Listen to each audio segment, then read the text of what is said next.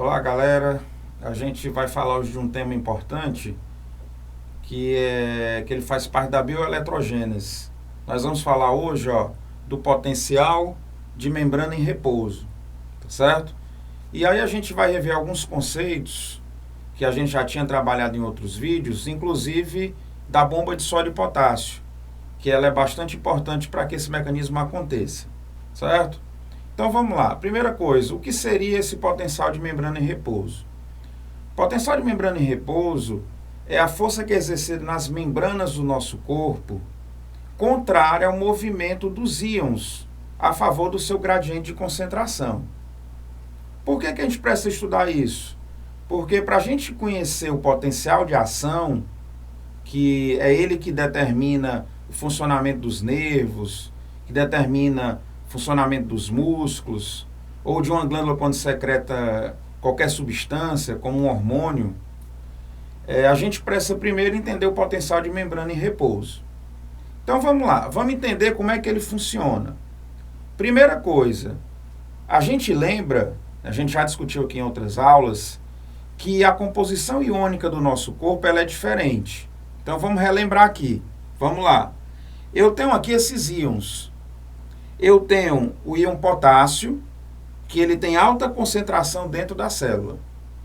E nós temos os íons sódio e o íon cloro, que eles têm alta concentração do lado externo da célula. Ok? Eu estou considerando que isso daqui, pessoal, é uma célula. Então eu tenho o potássio aqui dentro, muito concentrado.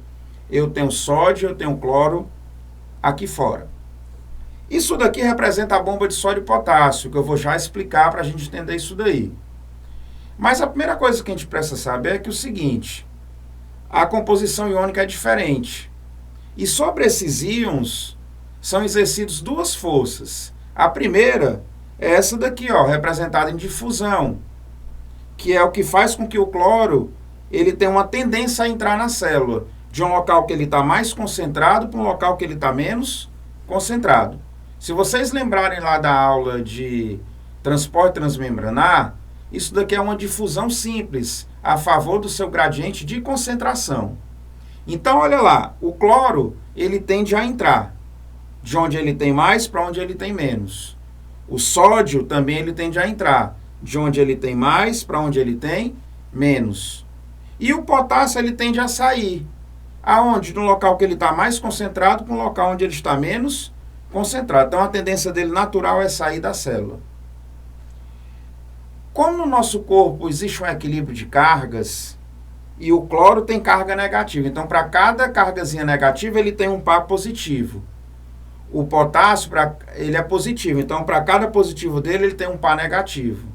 O cloro ele é positivo, para cada positivo dele ele tem um negativo. E eles vivem em equilíbrio. Então, com o passar do tempo, existe uma força que ela é contrária à entrada do cloro. Existe uma força que ela é contrária à entrada do sódio. Existe uma força que ela é contrária à saída do potássio.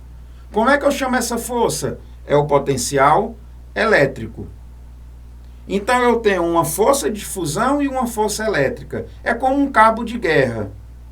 Eu tenho um que vai a favor do gradiente de concentração, tem outro que é elétrico, que é contrário. Como esses íons se concentram de forma diferente, com o passar do tempo, essas forças vão gerar uma diferença de potencial elétrico. E isso é o que determina o potencial de membrana em repouso. Qual desses íons tem maior força sobre eles? Lembrem da nossa aula lá, quando a gente falou da composição, do meio interno e do meio externo, nós falamos que o potássio ele é 100 vezes mais permeável do que esses dois íons. Então, ele tende a sair muito mais da célula do que esses dois a entrarem.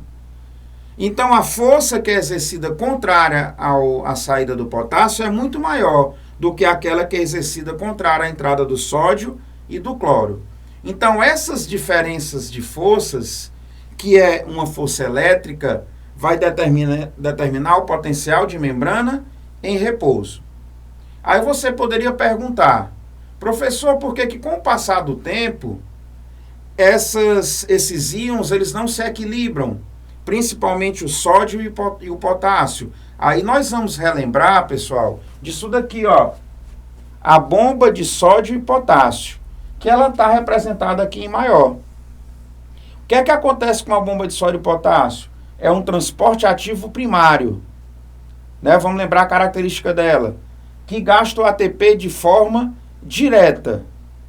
Então, olha aqui, ó, isso representado aqui dentro é o potássio. Qual é a tendência natural dele? Sair da célula. Isso daqui em vermelho é o sódio. Qual é a tendência natural dele? Entrar na célula. O que é que a bomba faz? Ela joga esses íons contra os seus gradientes de concentração. Ela começa a pegar o sódio que entrou e jogar para fora.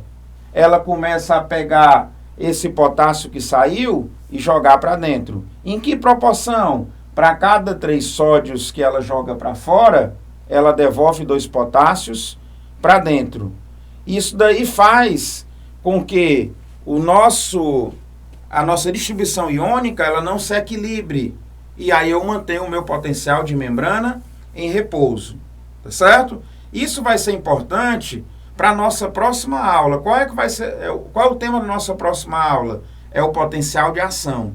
Só acontece potencial de ação se eu tiver potencial de membrana em repouso. Se essa bombazinha que está aqui parar, esses íons vão se equilibrar e esse potencial ele morre, ok? Então, por hoje nós vamos falar disso daí. Acessem lá o nosso site, tá bem aqui, ó, pessoal, ó, Fisiologia Fácil. Você vai ter material para você ler, você vai ter exercícios, e aí nossa próxima aula a gente fala sobre o potencial de ação, ok? Valeu, galera, até a próxima.